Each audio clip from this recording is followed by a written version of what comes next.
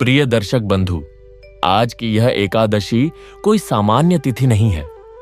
यह वह परम प्रतापी दिन है जिसका प्रत्यक्ष प्रमाण स्वयं मर्यादा पुरुषोत्तम भगवान श्री राम ने दिया था। शास्त्रों में वर्णित है कि जब प्रभु श्री राम अपनी वानर सेना के साथ लंका विजय के लिए समुद्र तट पर पहुंचे, तब सामने हिलोरे मारता वह विशाल सागर उनकी शक्ति की परीक्षा ले रहा था। तब मुनि के परामर्श पर प्रभु श्री राम ने इसी विजया एकादशी का व्रत किया था, जिसके प्रभाव से न केवल उन्हें समुद्र पार करने का मार्ग मिला, बल्कि धर्म की अधर्म पर विजय भी सुनिश्चित हुई। आज का यह दिन हमारे जीवन की उन लंका रूपी बाधाओं को भस्म करने का दिन है जो हमें आगे बढ़ने से रोक रही हैं। कभी हमारे भीतर का भय, कभी शत्रुओं का षड्यंत्र, कभी व्यापार में असफलता और कभी असाध्य रोगों का कष्ट हमें घेर लेता है। लेकिन विश्वास मानिए, जो भक्त आज के दिन पूर्ण संयम और निष्ठा के साथ विजया एकादशी की यह अमृतमयी कथा सुनता है, उसके जीवन से पराजय का अंधकार छंटने लगता है। भगवान राम की कृपा से उसके रुके हुए कार्य गति पकड़ी आचने लगते हैं और आत्मबल में ऐसी वृद्धि होती है कि वह कठिन से कठिन परिस्थिति को भी पार कर जाता है। एक क्षण के लिए रुकिए और विचार कीजिए, क्या आपके जीवन में भी कोई ऐसा समुद्र है जिसे आप पार नहीं कर पा रहे? क्या आपकी मेहनत के फल को भाग्य की बाधाएं रोक रही हैं? प्रिय बंधु, आज भगवान श्री राम और श्री हरि विष्णु की संयुक्त ऊर्जा आपके द्वार पर दस्तक दे रही है। यह कथा केवल शब्दों का समूह नहीं, बल्कि वह विजय मंत्र है जो आपके मानसिक संताप को शांत कर आपके संकल्पों में प्राण फूंक देगा। जहां धर्म है वहां श्री राम है, और जहां राम है वहां विजय निश्चित है। विजया एकादशी की यह पावन कथा हमें सिखाती है कि जब इंसान अपने अहंकार को त्याग कर प्रभु के चरणों में शरणागत होता है, तब प्रकृति भी उसके लिए मार्ग बना देती है। आज की यह कथा आपके भीतर सोए हुए उस विश्वास को जगाने वाली है कि आप हारने के लिए नहीं, जीतने के लिए जन्मे हैं। भक्तगण, विजय का फल उन्हीं को मिलता है जो अंत तक धैर्य बनाए रखते हैं। शास्त्रों का मत है कि एकादशी की कथा को बीच में छोड़ना अपने सौभाग्य को बीच में ही रोक देने के समान है। इसलिए इस दिव्य यात्रा को अंत तक पूरा करें। संभव है इस कथा का कोई एक प्रसंग आपके जीवन के संघर्षों को सदा के लिए समाप्त कर दे। आगे बढ़ने से पहले, यदि आप प्रभु श्री राम के चरणों में अपनी प्रीति रखते हैं और चाहते हैं कि धर्म का यह प्रकाश हर घर तक पहुंचे, तो इस वीडियो को लाइक करें और अपने प्रियजनों के साथ साझा, शेयर अवश्य करें। ऐसी ही दिव्य और कल्याणकारी कथाओं से जुड़े रहने के लिए आपके अपने चैनल भक्ति स्टेशन को सब्सक्राइब करना न भूलें, ताकि भक्ति की यह अविरल धारा आपके जीवन को सींचती रहे।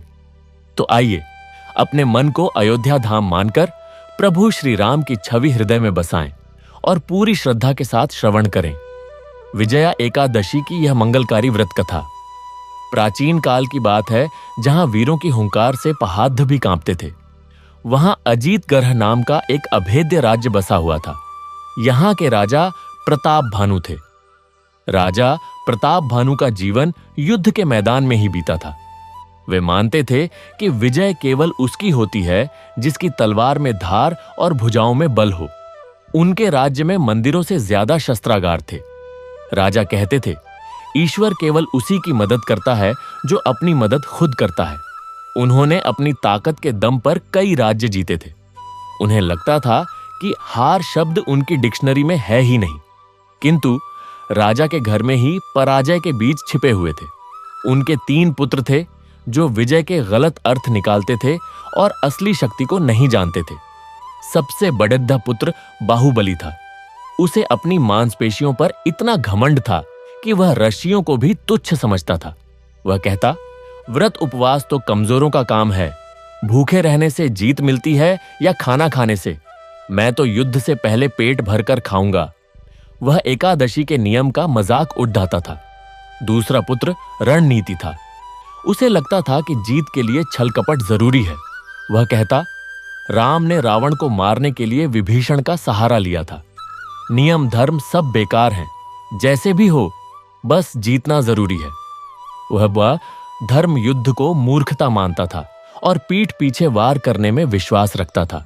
तीसरा पुत्र संशय आत्मा था। भले ही उसके पास सेना थी, पर उसे खुद पर भरोसा नहीं था। वह कहता, अगर दुश्मन की सेना बढ़ी हुई तो, अगर हमारे हथियार टूट गए तो। वह युद्ध शुरू होने से पहले ही मन में हार मान लेता था। उसे राम नाम के बल पर विश्वास नहीं था। राजा प्रताप भानु हर युद्ध से पहले अपनी तलवार की पूजा करते, पर कभी नारायण के चरण नहीं छूते। वे कहते, हे खड्ग, तुम ही मेरे देवता हो। जब तक तुम मेरे हाथ में हो, मुझे त्रिलोक में कोई नहीं हरा सकता। समय बीता और राज्य पर एक ऐसी विपत्ति आई जिसे तलवारें नहीं काट सकती थीं। छाया असुर का आक्रमण। एक दिन पडिडी दोसी राज्य का एक मायावी तांत्रिक अदृश्य सेना लेकर चर्च आया। यह सेना दिखाई नहीं देती थी, पर वार करती थी।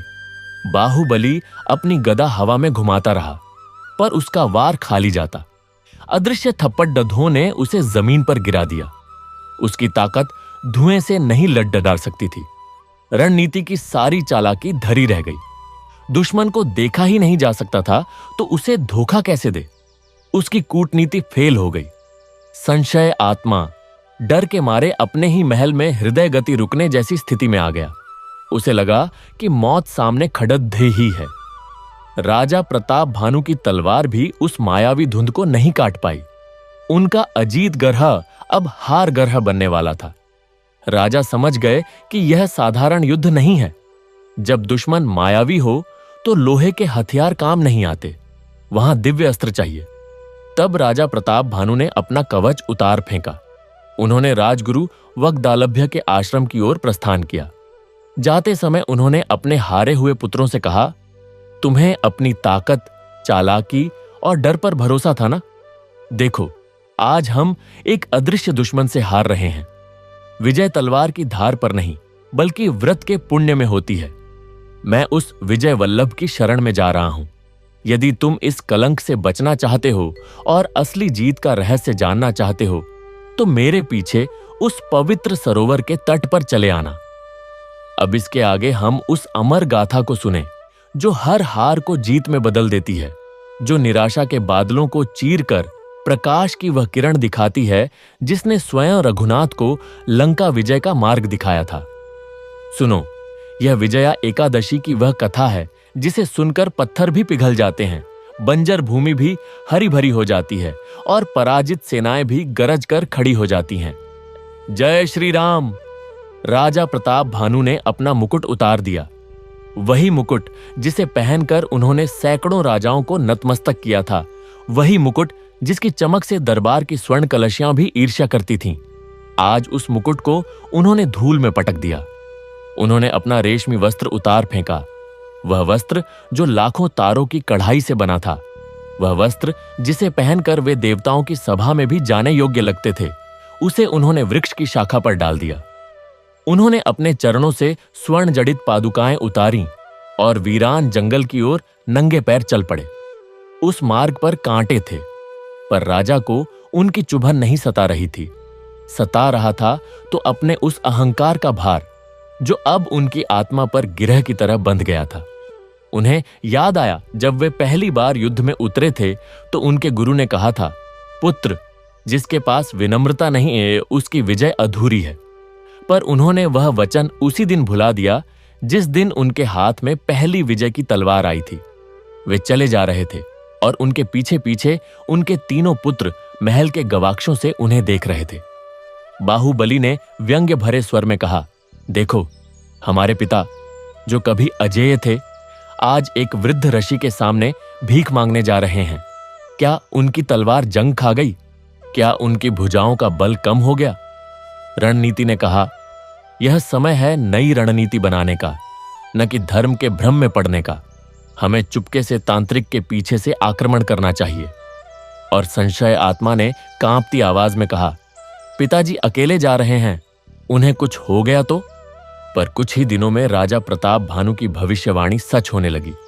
उस अदृश्य सेना ने अजीतगढ़ की सभी रसद आपूर्ति की लाइनें काट दी। अन्न भंडार खाली होने लगे, जलकुंड सूखने लगे। अब वही बाहुबली, जो एकादशी का मजाक उड़ाता था, भूख से व्याकुल होकर महल की रसोई में भटक रहा था। उसकी विशाल मांसपेशियां ढीली पड़ने लगीं। उसका गर्वीला कद धीरे धीरे झुकने लगा। 2 दिन बिना अन्न के बिताने के बाद उसे एहसास हुआ, यह जो वह अनुभव कर रहा है, यह वही वेदना है जिसका व्रत वह कभी उपहास करता था। उसने सोचा, हे प्रभु, यदि 2 दिन की भूख ही मुझे ऐसा कर रही है, तो जो साधक व्रत रखते हैं वे कितना तप रहे होंगे। और वे तो यह तप अपनी इच्छा से करते हैं, विवशता से नहीं।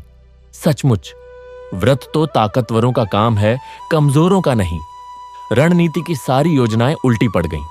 उसने तांत्रिक के शिविर पर रात्रि आक्रमण की योजना बनाई, पर उस अदृश्य सेना ने उसके सैनिकों को पहचान लिया और उन्हें बंदी बना लिया। उसने झूठा संधि प्रस्ताव भेजा, पर दूत वापस ही नहीं लौटा। उसकी हर चाल विफल हो रही थी। तब उसने महल के उस कोने में जाकर, जहां उसके पिता की पूजा स्थली थी, उस धूल भरे मंदिर के द्वार पर सिर झुकाया। उसने फुसफुसाते हुए कहा, हे नारायण, मैंने सोचा था कि छल कपट ही बुद्धिमानी है, पर आज मेरी बुद्धि ही मेरे काम नहीं आ रही।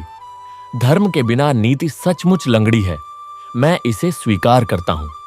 और संशय आत्मा, वह तीसरा पुत्र जिसका नाम ही उसकी पहचान थी, उसने देखा कि कैसे उसके पिता, जिनके पास अब न तो तलवार थी, न कवच, न सेना, न कोई सहायक, वे अकेले ही नंगे पैर उस घने जंगल की ओर बढ़ गए थे।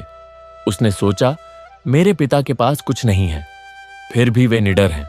मेरे पास सब कुछ है, फिर भी मैं डरा हुआ हूं।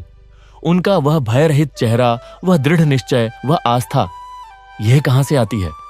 और पहली बार उसके मन में यह विचार आया कि शायद उससे बड़ी कोई शक्ति है जो उसके पिता का मार्गदर्शन कर रही है।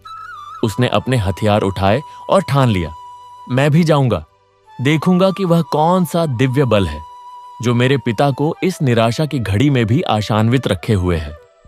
इधर राजा प्रताप भानु जंगल में भटक रहे थे। वह मार्ग सरल नहीं था। वही राजा जो कभी पालकी में सवार होकर यात्रा करता था, आज उसके पैरों में छाले पड़ गए थे। वही राजा जिसके लिए स्वर्ण थालों में भोजन परोसा जाता था, आज जंगली कंद मूल खा रहा था। वही राजा जिसकी एक आज्ञा से हजारों दीप जल उठते थे, आज अंधेरे में ठोकरें खा रहा था। एक दिन वे एक सरोवर के किनारे पहुंचे।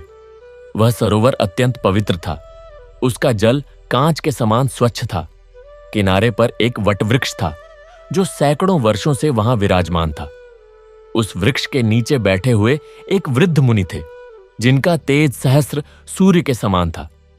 उनके मुख पर वह दिव्यता थी जो केवल ब्रह्मज्ञानियों में ही होती है। वे थे महर्षि वग्दालभ्य, वही जिन्होंने स्वयं रघुवीर श्रीराम को विजया एकादशी का रहस्य बताया था।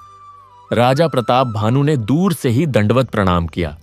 उनका सिर धूल में था, उनके नेत्र अश्रुपूरित थे, उनका कंठ भर्राया हुआ था। वे बोले, हे महर्षि, मैं वह अहंकारी राजा हूं जिसने कभी किसी के आगे सिर नहीं झुकाया, पर आज मैं आपके चरणों में अपना सब कुछ समर्पित करता हूं। मैंने सोचा था कि मेरी तलवार ही मेरा ईश्वर है, आज वही तलवार मेरे काम नहीं आई। हे गुरुदेव, मुझे उस विद्या का ज्ञान दीजिए जिससे अदृश्य शत्रु भी पराजित हो जाएं। महर्षि वग्दालभ्य ने अपने नेत्र खोले। उन नेत्रों में करुणा थी, ज्ञान था और वह दिव्य दृष्टि थी जो तीनों कालों को देख सकती थी। उन्होंने राजा को आशीर्वाद दिया और कहा, हे राजन, तुम्हारा अहंकार टूटा, यही तुम्हारी पहली जीत है। जब तक मनुष्य यह नहीं मान लेता कि वह अकेला कुछ नहीं कर सकता, तब तक ईश्वर उसकी सहायता नहीं करते। तुमने आज अपनी पराजय स्वीकार की, यही तुम्हारी सबसे बड़ी वीरता है। राजा ने कहा, हे गुरुदेव, मैंने सुना है कि आपने स्वयं प्रभु श्री राम को उस घड़ी में मार्ग दिखाया था जब वे समुद्र के किनारे बैठे निराश थे। कृपया मुझे भी उसी पवित्र व्रत का विधान बताइए जिससे मैं अपने राज्य और अपने पुत्रों को इस विनाश से बचा सकूं। महर्षि मुस्कुराए। उन्होंने कहा, हे राजन, तुमने एक ऐसी कथा की मांग की है जो सुनने में सरल है पर करने में अत्यंत कठिन। यह व्रत केवल अन्न त्यागने का नहीं है, यह व्रत तो अपने उस अहंकार को त्यागने का है जो जन्म जन्मांतर से तुम्हारे साथ चिपका हुआ है। क्या तुम इसके लिए तैयार हो? राजा ने कहा, हे गुरुदेव, मेरा अहंकार पहले ही धूल में मिल चुका है, अब मैं किस चीज का मोह रखूं? मैं सब कुछ त्यागने को तैयार हूं। तब महर्षि वक्दालभ्य ने कथा सुनानी आरंभ की।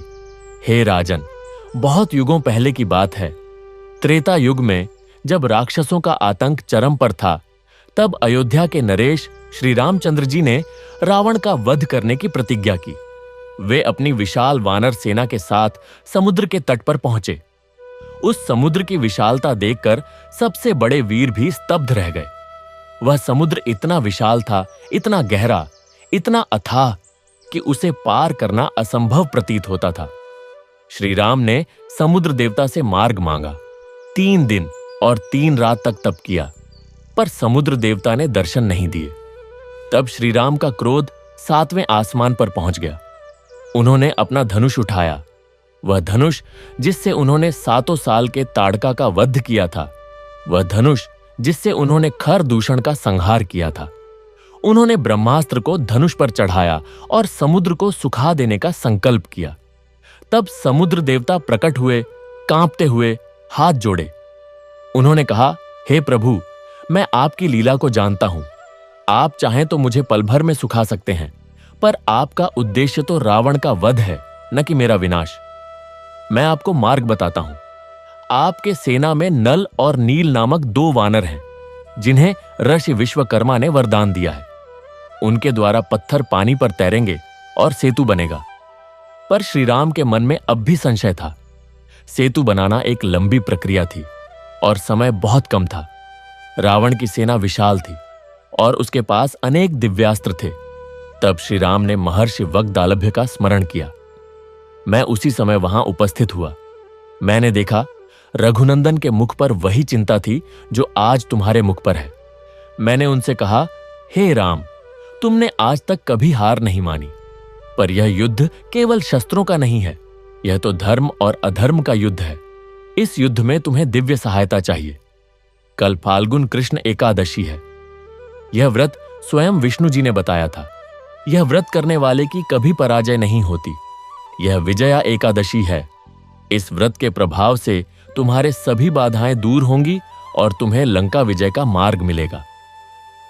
महर्षि वक्दालभ्य ने कहा, श्री राम ने वह व्रत पूरी श्रद्धा से किया। उन्होंने अन्न त्यागा, फलाहार किया, पूरी रात जागरण किया और भगवान विष्णु की स्तुति की। और उस व्रत के प्रभाव से ही नल नील को सेतु बांधने की प्रेरणा मिली। हनुमान को लंका में सीता जी का पता चला और विभीषण ने राम की शरण ली। देखो राजन, विजया एकादशी केवल एक व्रत नहीं है।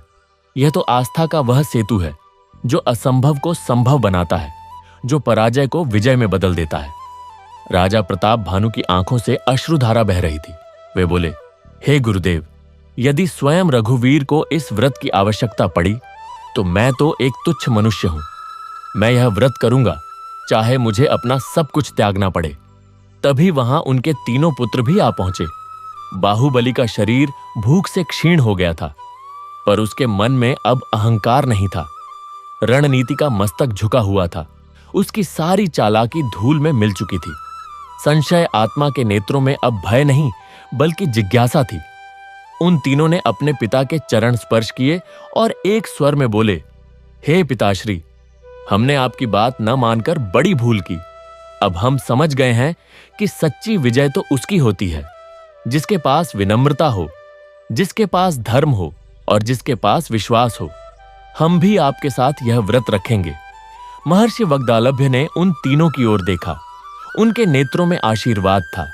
उन्होंने कहा, हे राजकुमारों, तुम आज सच्चे अर्थों में वीर बने हो। अहंकार, छल और भय, ये तीनों मनुष्य के सबसे बड़े शत्रु हैं। जिस दिन ये तीनों पराजित हो जाते हैं, उस दिन मनुष्य अजेय हो जाता है। आज तुमने अपने इन्हीं शत्रुओं को पराजित किया है। अब तुम विजया एकादशी के व्रत के अधिकारी हो। तब महर्षि ने विजया एकादशी के व्रत का विधान बताना आरंभ किया। हे राजन, फाल्गुन कृष्ण एकादशी का यह व्रत अत्यंत पुण्यदायी है। इस दिन प्रातःकाल उठकर स्नान करें, स्वच्छ वस्त्र धारण करें और भगवान विष्णु का ध्यान करें। एयूएम नमो भगवते वासुदेवाय मंत्र का जाप करें। इस दिन चावल, गेहूं, जौ, मूंग दाल, चना, सरसों का तेल, बैंगन और शहद का त्याग करें। फलाहार करें। दूध पी सकते हैं, पर अन्न बिल्कुल न खाएं। रात्रि में जागरण करें, भगवान के भजन कीर्तन करें और विष्णु सहस्त्रनाम का पाठ करें। द्वादशी के दिन ब्राह्मणों को भोजन कराएं, दान दें और फिर पारण करें। पर हे राजन, केवल विधि विधान से यह व्रत सफल नहीं होता। इस व्रत की सफलता के लिए आवश्यक है कि तुम अपने मन को पूरी तरह भगवान में लगाओ। तुम्हारा हर कण, हर स्पंदन, हर विचार भगवान में समा जाए। जब तुम्हारा मैं पूरी तरह समाप्त हो जाए, तब भगवान तुम्हारे भीतर प्रवेश करते हैं। और जब भगवान तुम्हारे भीतर हों, तो फिर कोई शक्ति तुम्हें पराजित नहीं कर सकती। राजा प्रताप भानु और उनके तीनों पुत्रों ने उसी क्षण व्रत धारण कर लिया। वे चारों उस पवित्र सरोवर के तट पर बैठ गए। उन्होंने अन्न का त्याग किया, केवल जल और फल ग्रहण किया। उनका शरीर क्षीण हो रहा था, पर उनकी आस्था दिन प्रतिदिन दृढ़ होती जा रही थी। उस रात जागरण का समय आया। चारों ओर अंधेरा था, घना अंधेरा। वन के पशु गरज रहे थे, वायु के झोंके पेड़ों को हिला रहे थे, पर राजा और उनके पुत्र डगमगाए नहीं। वे भगवान के भजनों में लीन थे। तभी अचानक आकाश में एक दिव्य प्रकाश हुआ। वह प्रकाश इतना तीव्र था कि चारों ओर का अंधेरा पल भर में मिट गया। उस प्रकाश के मध्य में स्वयं भगवान विष्णु प्रकट हुए। उनके 4 भुजाएं थीं, हाथों में शंख, चक्र, गदा और पद्म थे। उनके वक्ष पर श्रीवत्स चिन्ह था और गले में वैजयंती माला थी। उनके मुख पर वह मोहक मुस्कान थी जो भक्तों के सब दुहक हर लेती है। भगवान विष्णु ने कहा, हे राजन प्रताप भानु, मैं तुम्हारी भक्ति से अत्यंत प्रसन्न हूं। तुमने अपना अहंकार त्यागा, अपने पुत्रों ने अपने दोष त्यागे और सच्चे मन से मेरी शरण ली। मैं तुम्हें नारायण कवच प्रदान करता हूं। यह कवच इतना शक्तिशाली है कि इसे धारण करने वाले पर कोई अस्त्र शस्त्र प्रभाव नहीं डाल सकता, कोई माया उसे वश में नहीं कर सकती, कोई शत्रु उसे पराजित नहीं कर सकता। यह कवच तुम्हारी रक्षा ही नहीं करेगा, बल्कि तुम्हें वह शक्ति भी देगा कि तुम अपने शत्रुओं का नाश कर सको। भगवान विष्णु ने राजा को नारायण कवच का मंत्र बताया और उसे धारण करने का विधान समझाया। राजा के नेत्रों से अश्रु बह रहे थे। वे बोले, हे प्रभु, मैंने अपना सारा जीवन तलवार और भुजाओं पर भरोसा किया। मैंने सोचा कि ईश्वर केवल उसी की सहायता करते हैं जो अपनी सहायता स्वयं करता है। आज मैं समझ गया कि यह आधा सत्य था। सच्चाई तो यह है कि ईश्वर उसकी सहायता करते हैं जो उन्हें अपने जीवन में स्थान देता है। ईश्वर उसके साथ होते हैं जो उन्हें अपने हृदय में बसाता है। भगवान विष्णु मुस्कुराए और अंतर्ध्यान हो गए। उनके जाने के बाद भी वह दिव्य प्रकाश राजा और उनके पुत्रों के हृदयों में बना रहा। प्रातःकाल हुआ। राजा प्रताप भानु ने उस पवित्र सरोवर में स्नान किया, भगवान की पूजा की, ब्राह्मणों को दान दिया और फिर पारण किया। उनके शरीर में अब वह शक्ति थी जो किसी भी अस्त्र शस्त्र से नहीं मिल सकती। वह शक्ति थी आत्मबल, विश्वास बल और भक्ति बल। उन्होंने अपने पुत्रों की ओर देखा। बाहुबली अब वह अहंकारी योद्धा नहीं रहा था। उसकी मांसपेशियों में वही बल था, पर उसके हृदय में अब विनम्रता थी। रणनीति की बुद्धि अब भी तीक्ष्ण थी, पर अब वह उस बुद्धि का उपयोग धर्म के मार्ग पर चलने के लिए कर रहा था। और संशय आत्मा के नाम से पुकारा जाने वाला वह पुत्र अब निर्भय हो चुका था। उसने अपने पिता से कहा, हे पिताश्री, जब तक मैंने भगवान को अपने हृदय में नहीं बसाया था, मैं हर चीज से डरता था। आज जब उन्होंने मुझे दर्शन दिए, मेरा सारा भय समाप्त हो गया।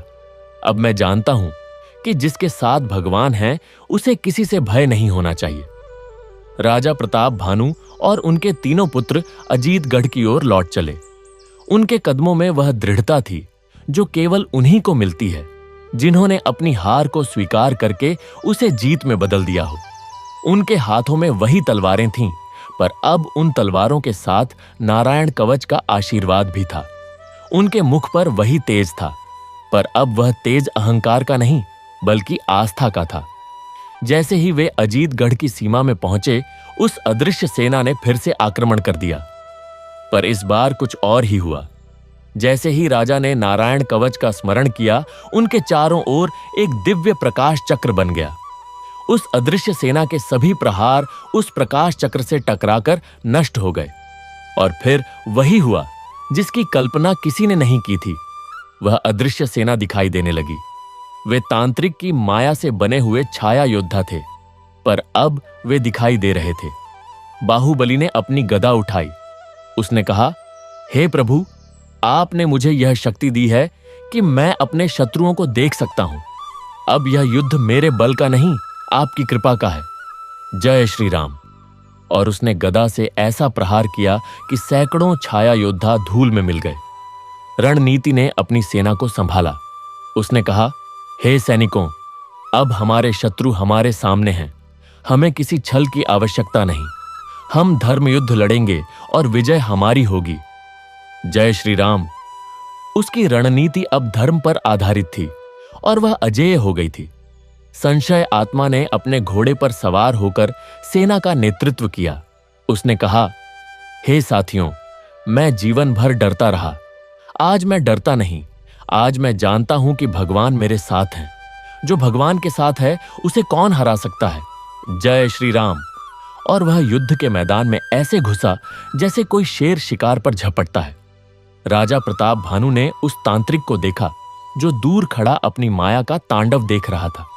राजा ने अपनी तलवार उठाई और कहा, हे तांत्रिक, तूने सोचा था कि माया से सब कुछ जीता जा सकता है, पर तू नहीं जानता था कि सत्य से बड़ी कोई शक्ति नहीं और धर्म से बड़ा कोई बल नहीं। आज मैं तुझे यह सिखाने आया हूं कि असली विजय तो उसकी होती है जो हार को स्वीकार करके भगवान की शरण में जाता है। जय श्री राम। राजा ने तलवार उठाई, पर उस तलवार में अब केवल लोहा नहीं था, उसमें नारायण का आशीर्वाद था। एक ही वार में तांत्रिक की सारी माया समाप्त हो गई। वह स्वयं धराशायी हो गया और उसकी अदृश्य सेना धुएं की भांति विलीन हो गई। अजीतगढ़ में विजय का उत्सव मनाया गया, पर यह उत्सव उन विजयों से भिन्न था जो राजा ने पहले मनाए थे। इस बार राजा ने सबसे पहले शस्त्रागार में नहीं बल्कि मंदिर में जाकर सिर झुकाया। उन्होंने भगवान विष्णु को धन्यवाद दिया और फिर अपने पुत्रों को आशीर्वाद दिया। उन्होंने कहा, हे पुत्रों, आज हमने जो विजय प्राप्त की है वह तलवारों की धार पर नहीं बल्कि हमारी आस्था की शक्ति पर टिकी है। हमने सीखा है कि हार कोई अंत नहीं बल्कि एक नई शुरुआत है। हमने सीखा है कि असली शक्ति बाहर नहीं भीतर है। हमने सीखा है कि ईश्वर केवल उसी की सहायता नहीं करते जो अपनी सहायता स्वयं करता है, बल्कि वे तो उसकी सहायता करते हैं जो उन्हें अपने हृदय में स्थान देता है। बाहुबली ने कहा, हे पिताश्री, आज मैं समझ गया कि व्रत उपवास कमजोरों का नहीं बल्कि उन वीरों का काम है जो अपनी इच्छाओं पर नियंत्रण करना जानते हैं।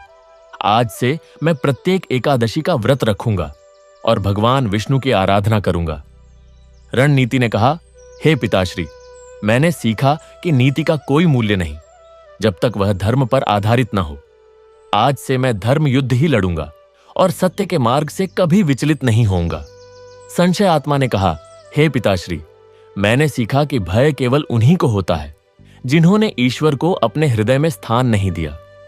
आज से मैं निर्भय हूं क्योंकि मुझे विश्वास है कि जो प्रभु राम के साथ थे, जो प्रभु कृष्ण के साथ थे, वही प्रभु मेरे साथ हैं। राजा प्रताप भानु ने घोषणा की कि अब से अजीतगढ़ में प्रत्येक वर्ष फाल्गुन कृष्ण एकादशी को विशाल उत्सव मनाया जाएगा। उन्होंने उस पवित्र सरोवर के तट पर एक भव्य मंदिर का निर्माण करवाया जहां उन्हें भगवान विष्णु के दर्शन हुए थे। उस मंदिर का नाम रखा गया विजय वल्लभ मंदिर। समय बीतता गया। राजा प्रताप भानु ने अपना शेष जीवन भक्ति और धर्म के मार्ग पर चलते हुए बिताया। उनके पुत्रों ने राज्य को और अधिक समृद्ध और शक्तिशाली बनाया, पर अब उनकी शक्ति का स्रोत उनकी भुजाएं नहीं बल्कि उनकी आस्था थी।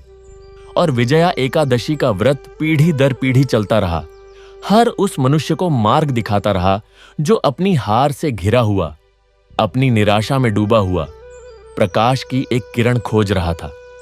हे साधक, तुम जो इस कथा को सुन रहे हो, चाहे तुम्हारी समस्याएं कितनी भी बड़ी हों, चाहे तुम्हारे शत्रु कितने भी शक्तिशाली हों, चाहे तुम्हारी हार कितनी भी निश्चित लग रही हो, विजया एकादशी का यह व्रत तुम्हारे लिए भी वही कर सकता है जो उसने श्री राम के लिए किया, जो उसने राजा प्रताप भानु के लिए किया। क्योंकि यह व्रत केवल अन्न त्यागने का नाम नहीं, यह तो अपने उस अहंकार को त्यागने का नाम है जो तुम्हें भगवान से दूर रखता है। यह व्रत केवल एक दिन का उपवास नहीं, यह तो जीवन भर के लिए आस्था का व्रत है। इसलिए उठो, अपनी हार को स्वीकार करो, पर उसे अपनी पहचान मत बनने दो।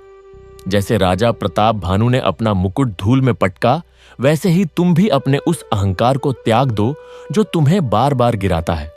जैसे उनके पुत्रों ने अपने दोष त्यागे, वैसे ही तुम भी अपने क्रोध, अपने लोभ, अपने भय, अपने छल का त्याग करो। और फिर देखो कैसे वही प्रभु जिन्होंने समुद्र पर सेतु बंधवाया, जिन्होंने रावण जैसे राक्षस का वध करवाया, जिन्होंने राजा प्रताप भानु को अदृश्य शत्रु से विजय दिलाई, वे तुम्हारी सहायता के लिए दौड़े चले आते हैं। यह विजया एकादशी की कथा यहीं समाप्त नहीं होती। यह कथा तो हर उस मनुष्य के जीवन में नई शुरुआत करती है जो इसे सच्चे मन से सुनता और समझता है। यह कथा तुम्हारे भीतर भी उसी आस्था के दीप को जला सकती है जो राजा प्रताप भानु के हृदय में जला था। यह कथा तुम्हारी हार को भी जीत में बदल सकती है यदि तुम इसे केवल कानों से नहीं बल्कि हृदय से सुनो। जय श्री राम, जय श्री राम, जय श्री राम। विजयी भव, विजयी भव, विजयी भव। और अब इस कथा के आगे मैं तुम्हें उन अनेक महान विभूतियों की कथा सुनाता हूं जिन्होंने विजया एकादशी के व्रत के प्रभाव से असंभव को संभव किया। क्योंकि यह कथा केवल राजा प्रताप भानु की नहीं है, यह कथा तो उस परम सत्य की है जो युगों युगों से मनुष्य का मार्गदर्शन करता आ रहा है। सुनो उस महाभारत काल की कथा जब पांडवों पर विपत्तियों का पहाड़ टूट पड़ा था। वे न केवल अपना राज्य हार चुके थे बल्कि उन्हें 12 वर्ष का वनवास और 1 वर्ष का अज्ञातवास भी भोगना था। उनकी पत्नी द्रौपदी का अपमान हुआ था, उनके पुत्र मारे गए थे, उनके मित्र धोखे से मारे गए थे। पर जब कुरुक्षेत्र का युद्ध निकट आया तब स्वयं भगवान श्री कृष्ण ने युधिष्ठिर से कहा, हे धर्मराज, यह युद्ध केवल शस्त्रों का नहीं है, यह धर्म और अधर्म का युद्ध है। तुम्हारे सामने गुरु द्रोणाचार्य हैं, पितामह भीष्म हैं, जिन्हें हराना सामान्य योद्धाओं के बस की बात नहीं। इसलिए तुम विजया एकादशी का व्रत करो। यह व्रत तुम्हें वह शक्ति देगा जिससे तुम अपने इन महान शत्रुओं को भी पराजित कर सकोगे। धर्मराज युधिष्ठिर ने वह व्रत किया। उन्होंने अन्न त्यागा, फलाहार किया, पूरी रात जागरण किया और भगवान विष्णु की स्तुति की, और उस व्रत के प्रभाव से ही उन्हें युद्ध में विजय मिली। यद्यपि उनके सामने भीष्म जैसे अजेय योद्धा थे, द्रोणाचार्य जैसे अप्रतिम धनुर्धर थे, कर्ण जैसे दानवीर थे, फिर भी उनकी विजय हुई। क्योंकि जब भगवान स्वयं सारथी बनकर खड़े हों तो फिर कोई शक्ति पराजित नहीं कर सकती। और सुनो उस वैष्णव संत की कथा जिसने इसी व्रत के प्रभाव से अपने असाध्य रोग को पराजित किया।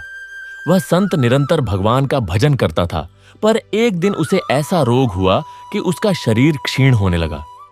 वैद्यों ने कहा, अब इसका कोई उपचार नहीं, पर उस संत ने हार नहीं मानी।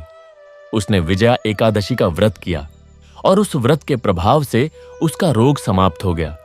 वैद्य चकित रह गए। उन्होंने पूछा, यह कैसे हुआ? संत ने कहा, यह मेरा नहीं, प्रभु का चमत्कार है। जब मैंने अपने शरीर का मोह त्याग दिया तब प्रभु ने मेरे शरीर को स्वस्थ कर दिया।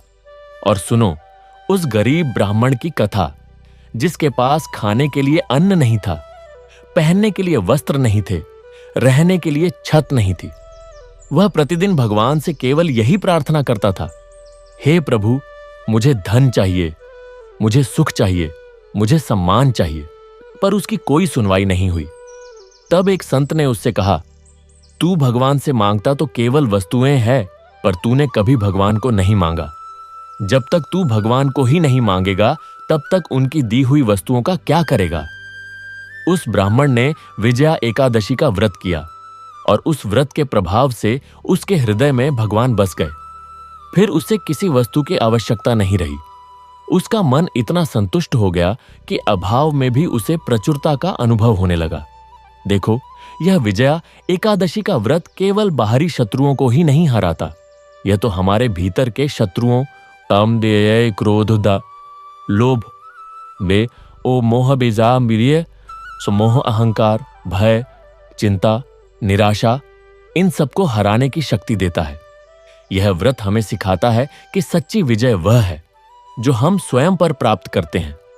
जिसने स्वयं को जीत लिया उसके लिए संसार की कोई भी शक्ति अजेय नहीं है। हे श्रोता, तुमने यह कथा सुनी। अब यह तुम पर है कि तुम इस कथा को केवल एक कथा की तरह सुनकर भूल जाओ या इसे अपने जीवन में उतारो।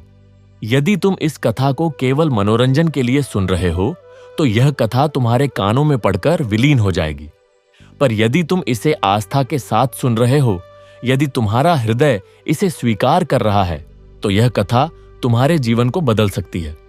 आज फाल्गुन कृष्ण एकादशी निकट है। क्या तुम इस व्रत को करने के लिए तैयार हो? क्या तुम अपने उस अहंकार को त्यागने के लिए तैयार हो जो तुम्हें बार बार गिराता है? क्या तुम अपने उन दोषों को त्यागने के लिए तैयार हो जो तुम्हें भगवान से दूर रखते हैं? क्या तुम उस विश्वास के साथ जीने के लिए तैयार हो कि चाहे कितनी भी बड़ी विपत्ति आए, चाहे कितना भी घना अंधकार हो, प्रभु तुम्हारे साथ है? यदि हां, तो यह कथा सफल हुई।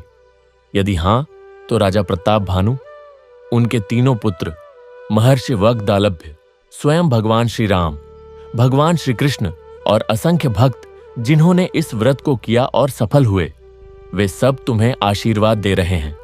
वे तुम्हारी हार को जीत में बदलने के लिए तैयार हैं। बस तुम एक कदम उनकी ओर बढ़ाओ। शेष मार्ग वे स्वयं तुम्हें दिखाएंगे।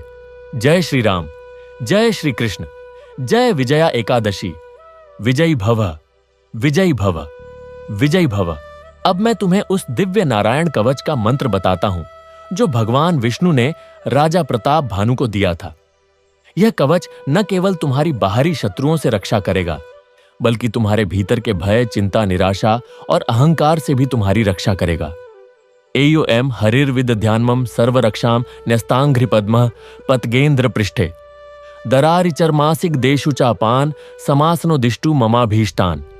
इस मंत्र का जाप प्रतिदिन प्रातःकाल स्नान के बाद करो। इस मंत्र को लिखकर अपने कंठ में धारण करो। यह कवच तुम्हारी उसी प्रकार रक्षा करेगा जैसे उसने राजा प्रताप भानु और उनके पुत्रों की रक्षा की थी। और अब इस कथा के अंतिम भाग में मैं तुम्हें उस परम सत्य का स्मरण कराता हूं जो सभी कथाओं का सार है, सभी व्रतों का फल है, सभी योगों का लक्ष्य है। एयुएम पूर्णमदः पूर्णमिदं पूर्णात् पूर्णमुदच्यते पूर्णस्य पूर्णमादाय पूर्णमेवावशिष्यते। वह परम सत्य पूर्ण है। यह जगत भी उसी पूर्ण से उत्पन्न हुआ है। पूर्ण में से पूर्ण ले लेने पर भी पूर्ण शेष रहता है। वही परम सत्य जो साक्षात नारायण है, जिनके एक अंश से यह सारा संसार व्याप्त है, वे ही तुम्हारे रक्षक हैं, वे ही तुम्हारे मार्गदर्शक हैं, वे ही तुम्हारे साक्षी हैं। इसलिए निर्भय हो जाओ, तुम अकेले नहीं हो। जिस प्रभु ने हिरण्यकशिपु के महल के खंभे से प्रकट होकर प्रहलाद की रक्षा की, जिस प्रभु ने गजराज की पुकार सुनकर उसे मगरमच्छ के मुख से बचाया, जिस प्रभु ने द्रौपदी की लाज बचाने के लिए युगों युगों का वस्त्र बढ़ाया, वही प्रभु आज तुम्हारे साथ हैं। वे तुम्हारी पुकार सुन रहे हैं। बस तुम पुकारो, बस तुम विश्वास करो, बस तुम एक कदम उनकी ओर बढ़ाओ। यह विजया एकादशी की कथा यहीं समाप्त नहीं होती।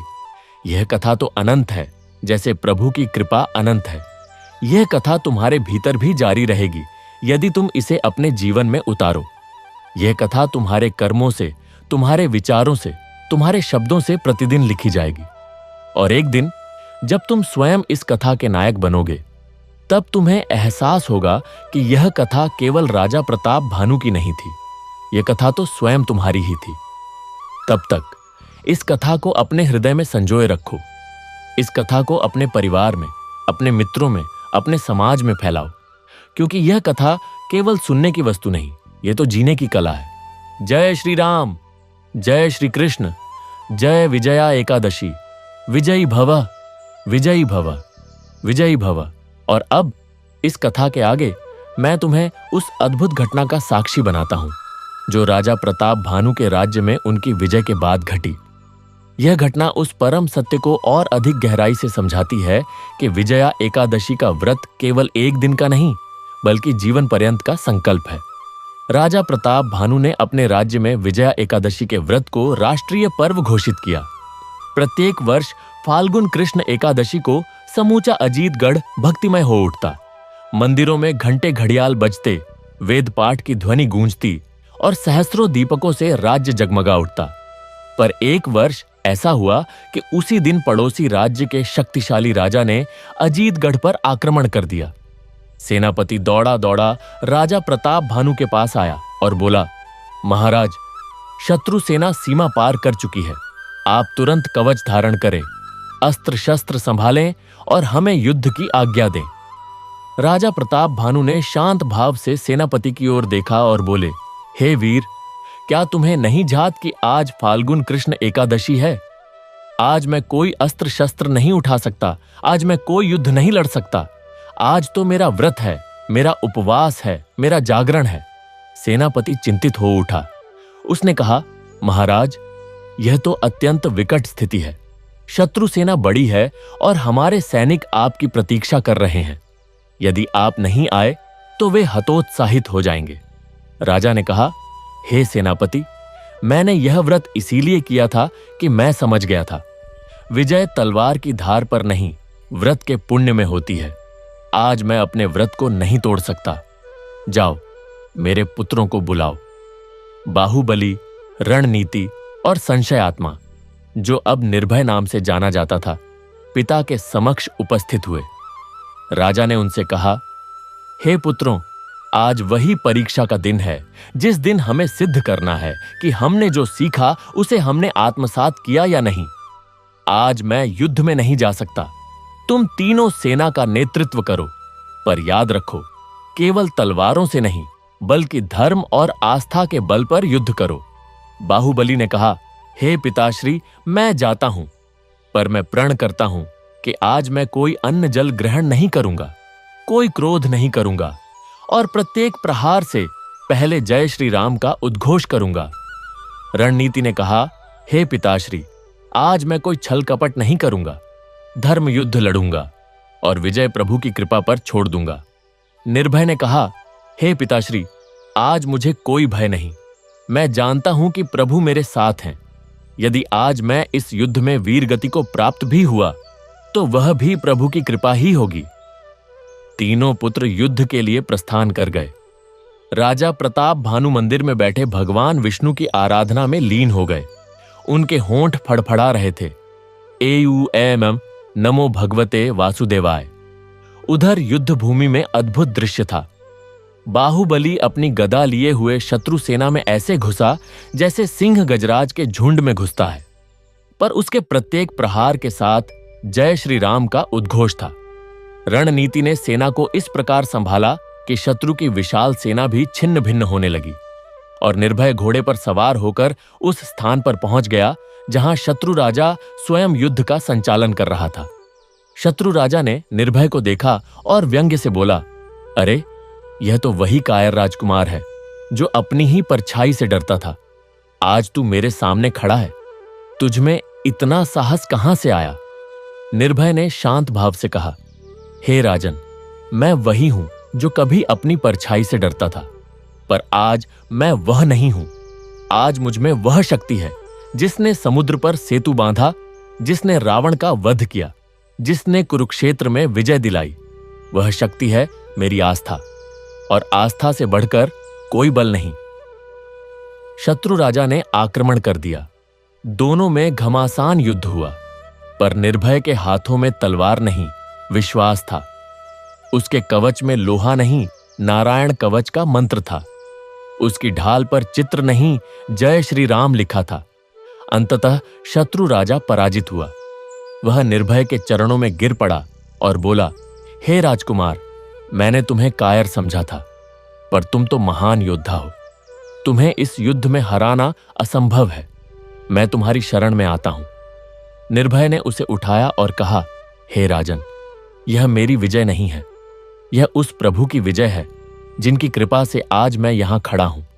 यह उस विजया एकादशी के व्रत का प्रताप है जिसने मेरे भय को समाप्त किया, मेरे संशयों को मिटाया और मुझे यह शक्ति दी। शत्रु राजा ने कहा, मैंने सुना था कि तुम्हारे पिता ने एक अदृश्य शत्रु को हराया था। मैंने उसे मिथ्या समझा। आज मैं स्वयं अनुभव कर रहा हूं कि यह सत्य है। क्या तुम मुझे भी उस व्रत का विधान बता सकते हो? निर्भय मुस्कुराया और बोला, अवश्य, पर उसके लिए तुम्हें अपना अहंकार त्यागना होगा, अपनी माया छोड़नी होगी और अपने भय का परित्याग करना होगा। क्या तुम इसके लिए तैयार हो? शत्रु राजा ने अपना मुकुट उतारा, अपनी तलवार रख दी और बोला, मैं तैयार हूं। उस दिन के बाद वह शत्रु राजा अजीतगढ़ का मित्र बन गया। उसने भी विजया एकादशी का व्रत किया और उसके जीवन में भी वही परिवर्तन आया जो राजा प्रताप भानु और उनके पुत्रों के जीवन में आया था। यह कथा सुनकर तुम्हें यह समझ में आ गया होगा कि विजया एकादशी का व्रत केवल एक धार्मिक अनुष्ठान नहीं है। यह तो जीवन जीने की एक कला है, एक दर्शन है, एक विज्ञान है। यह व्रत हमें सिखाता है कि सबसे बड़ा युद्ध हमारा अपने भीतर के राक्षसों से है। अहंकार, क्रोध, लोभ, मोह, भय, चिंता, निराशा। और जब हम इस युद्ध में विजयी हो जाते हैं तो बाहरी युद्ध अपने आप जीत लिए जाते हैं। हे श्रोता, तुमने यह विस्तृत कथा सुनी। अब मैं तुमसे पूछता हूं, तुम्हारे जीवन में वह कौन सी अदृश्य सेना है जिससे तुम हार रहे हो? वह कौन सी समस्या है जिसका कोई हल नहीं दिखता? वह कौन सा भय है जो तुम्हें रातों की नींद से वंचित कर रहा है? वह कौन सा अहंकार है जो तुम्हें दूसरों से अलग कर रहा है? विजया एकादशी का यह व्रत तुम्हारे लिए भी वही कर सकता है जो उसने राजा प्रताप भानु के लिए किया, जो उसने उनके पुत्रों के लिए किया, जो उसने शत्रु राजा के लिए किया। बस शर्त एक ही है, तुम सच्चे मन से इसे करो। तुम अपने अहंकार को त्यागो, तुम अपने भय का सामना करो, तुम अपने संशयों को मिटाओ, तुम विश्वास करो कि प्रभु तुम्हारे साथ हैं। फिर देखो कैसे तुम्हारी हार जीत में बदल जाती है। फिर देखो कैसे तुम्हारी रात के बाद सुबह आती है। फिर देखो कैसे तुम्हारी निराशा आशा में परिवर्तित हो जाती है। फिर देखो कैसे तुम स्वयं उसी विजया एकादशी के साक्षी बन जाते हो जिसने युगों युगों से असंख्य भक्तों को विजय दिलाई है। जय श्री राम। जय विजया एकादशी। विजयी भव, विजयी भव, विजयी भव भव।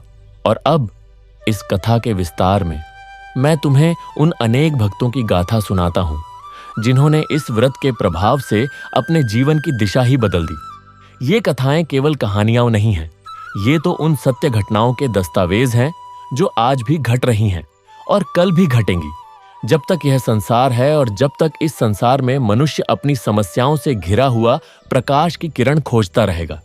सुनो उस वैश्य की कथा जो व्यापार में असफल हो गया था। उसके 7 पीढ़ियों का धन एक ही व्यापार में डूब गया। वह इतना निराश हो गया कि उसने आत्महत्या करने का निश्चय कर लिया। वह नदी के किनारे खड़ा था, कूदने ही वाला था। तभी वहां से एक संत गुजरे। संत ने उसे रोका और पूछा, हे वत्स, तू ऐसा क्यों कर रहा है? वैश्य ने रोते हुए अपनी सारी व्यथा सुना दी। संत ने कहा, तेरे पास अभी भी तेरा शरीर है, तेरी बुद्धि है, तेरा परिवार है और सबसे बढ़कर तेरे पास जीवन है। यह सब प्रभु की देन है। क्या तूने कभी प्रभु को धन्यवाद दिया इस सब के लिए? तूने तो केवल मांगा है, कभी दिया नहीं। वैश्य ने कहा, हे गुरुदेव, मैंने तो कभी सोचा ही नहीं। मैं तो केवल अपने धन के बारे में सोचता रहा। संत ने कहा, जा इस फाल्गुन कृष्ण एकादशी का व्रत कर। यह व्रत तेरी सारी निराशा को दूर कर देगा। वैश्य ने वैसा ही किया। उसने विजया एकादशी का व्रत किया और उस व्रत के प्रभाव से उसकी बुद्धि शुद्ध हुई। उसे नए व्यापार के नए अवसर दिखाई दिए। 1 वर्ष के भीतर ही उसने अपना सारा धन वापस कमा लिया। पर इस बार उसने धन का उपयोग केवल अपने लिए नहीं किया। उसने मंदिर बनवाए, गौशालाएं खोलीं, गरीबों को भोजन कराया। वह स्वयं प्रतिवर्ष विजया एकादशी का व्रत करता था और अपने परिवार सहित पूरी रात भगवान के भजनों में बिताता था। सुनो उस वनवासिनी की कथा जो निषाद राज की पुत्री थी। वह जन्म से अंधी थी। उसने कभी सूर्य का प्रकाश नहीं देखा, कभी फूलों के रंग नहीं देखे, कभी अपने माता पिता का चेहरा नहीं देखा। पर उसकी आस्था इतनी प्रबल थी कि वह प्रतिदिन भगवान श्री राम का भजन करती थी। एक दिन महर्षि वग्दालभ्य उसके गांव पधारे। निषाद राज ने उनकी बहुत सेवा की और अपनी अंधी पुत्री को आशीर्वाद देने की प्रार्थना की। महर्षि ने कहा, हे निषाद राज, मैं तुम्हारी पुत्री को आशीर्वाद दे सकता हूं, पर सच्चा आशीर्वाद तो उसे स्वयं भगवान ही दे सकते हैं। क्या तुम जानते हो, परशुराम ने अपनी माता को कुल्हाड़ी से मारा था, पर भक्ति के बल पर वे अमर हो गए। कुब्जा कुबड़ी थी, पर श्री कृष्ण की कृपा से सुंदर हो गई। विधुरा अंधी थी, पर संत तुकाराम की भक्ति से उसे दिव्य दृष्टि मिली। ऐसा ही तुम्हारी पुत्री के साथ भी हो सकता है, यदि वह विजया एकादशी का व्रत करे। निषाद राज की पुत्री ने वह व्रत किया। उसने 3 दिन तक केवल जल पिया, पूरी रात जागरण किया और भगवान श्री राम के चरित्र का गान किया। और व्रत के अंतिम दिन जब उसने प्रभु का स्मरण किया, उसे दिव्य दृष्टि प्राप्त हुई। उसने पहली बार सूर्य का प्रकाश देखा, फूलों के रंग देखे, अपने माता पिता का चेहरा देखा। पर उसने सबसे पहले उस मूर्ति को देखा जिसके सामने वह वर्षों से भजन कर रही थी। वह मूर्ति थी श्री राम, लक्ष्मण और सीता की। उसने कहा, हे प्रभु, मैंने तुम्हें कभी देखा नहीं था, पर तुम हमेशा मेरे हृदय में थे। आज तुम मेरे नेत्रों में भी हो। यह तुम्हारी कृपा है, मेरी योग्यता नहीं। सुनो उस क्षत्रिय की कथा जो युद्ध में वीर गति को प्राप्त हो गया था। उसकी पत्नी विधवा हो गई, उसके बाल बच्चे अनाथ हो गए। वह स्त्री प्रतिदिन रोती, हे प्रभु, तुमने मेरे साथ ऐसा क्यों किया? मेरे पति धर्मात्मा थे, वीर थे, दयालु थे, फिर भी तुमने उन्हें मुझसे छीन लिया। एक दिन उसे स्वप्न में अपने पति के दर्शन हुए। उन्होंने कहा, प्रिय, मैं युद्ध में मरा नहीं, मैं तो अमर हो गया। क्षत्रिय के लिए युद्ध में मृत्यु सबसे बड़ा वरदान है।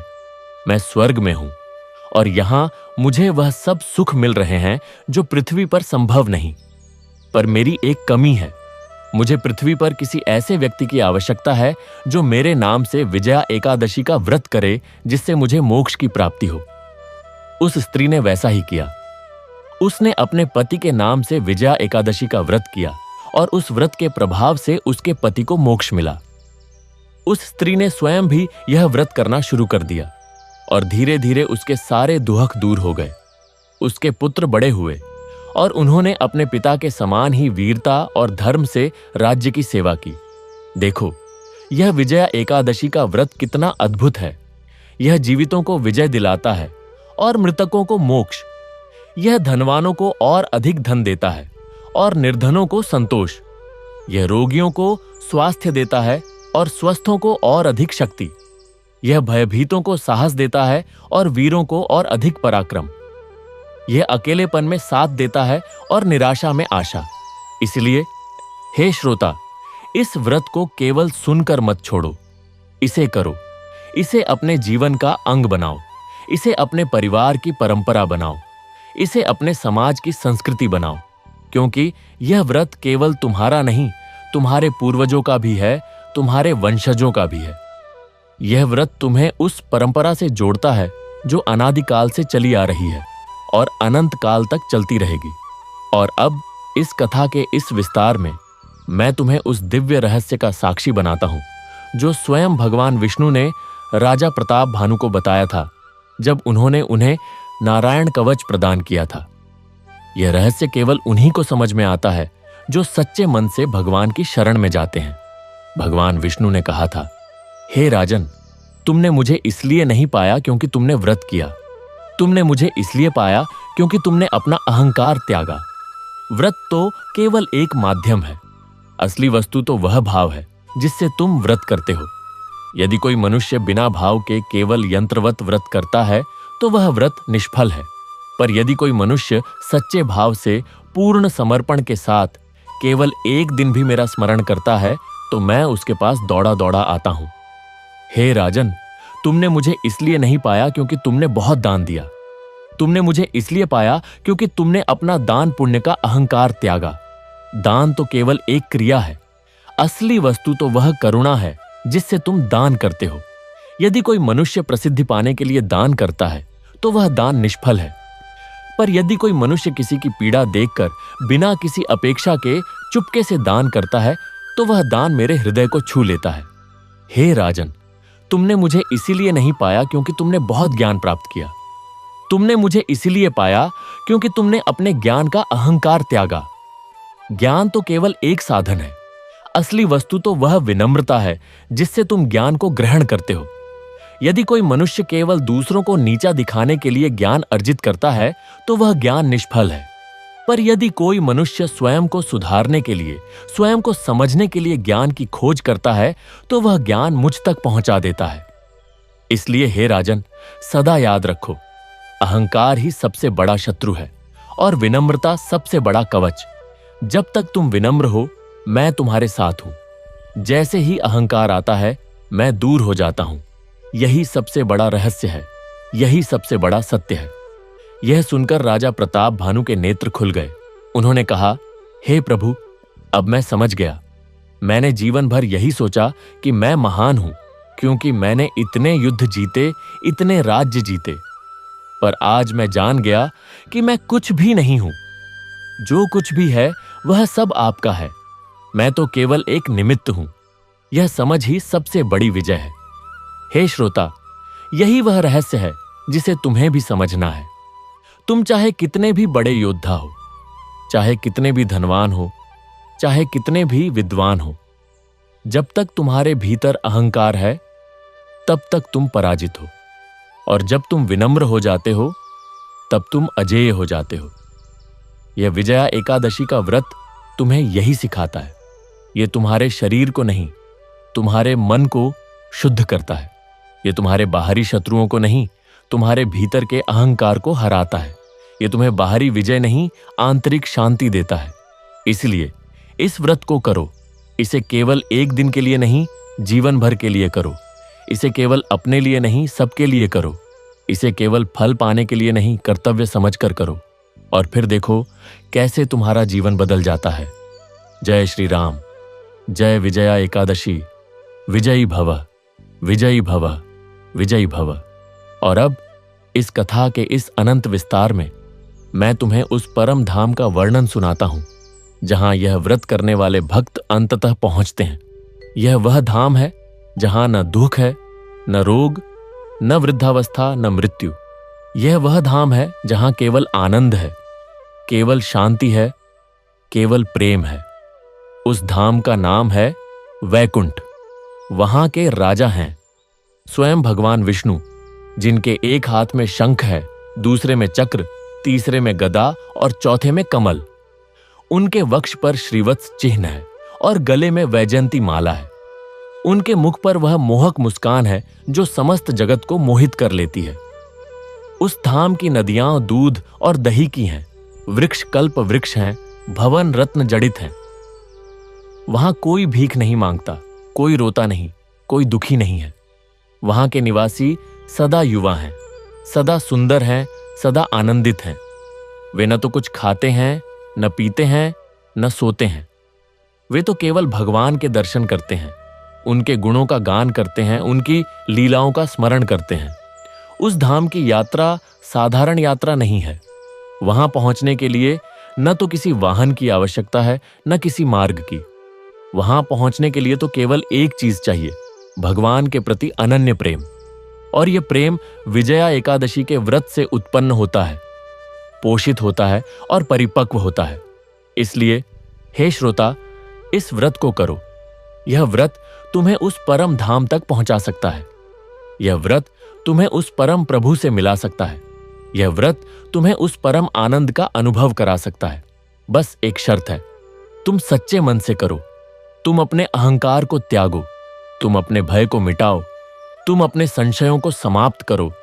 तुम पूर्ण विश्वास के साथ, पूर्ण समर्पण के साथ, पूर्ण प्रेम के साथ इस व्रत को करो। फिर देखो कैसे भगवान स्वयं तुम्हारे द्वार पर आ खड़े होते हैं। फिर देखो कैसे वे तुम्हारे जीवन की सारी बाधाओं को हटा देते हैं। फिर देखो कैसे वे तुम्हारी हार को जीत में बदल देते हैं। यह विजया एकादशी की कथा यहीं समाप्त नहीं होती। यह कथा तो अनंत है, जैसे प्रभु की कृपा अनंत है, अनंत है। यह कथा तुम्हारे भीतर भी जारी रहेगी यदि तुम इसे अपने जीवन में उतारो।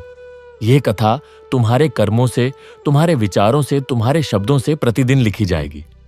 और एक दिन जब तुम स्वयं इस कथा के नायक बनोगे, तब तुम्हें एहसास होगा कि यह कथा केवल राजा प्रताप भानु की नहीं थी, केवल उनके पुत्रों की नहीं थी, केवल शत्रु राजा की नहीं थी, केवल उस वैश्य की नहीं थी, केवल उस वनवासिनी की नहीं थी, केवल उस विधवा की नहीं थी। यह कथा तो स्वयं तुम्हारी ही थी। तब तक इस कथा को अपने हृदय में संजोए रखो। इस कथा को अपने परिवार में, अपने मित्रों में, अपने समाज में फैलाओ, क्योंकि यह कथा केवल सुनने की वस्तु नहीं, यह तो जीने की कला है। जय श्री राम, जय श्री कृष्ण, जय विजया एकादशी। विजयी भव, विजयी भव, विजयी भव। AUM शांति, शांति शांति।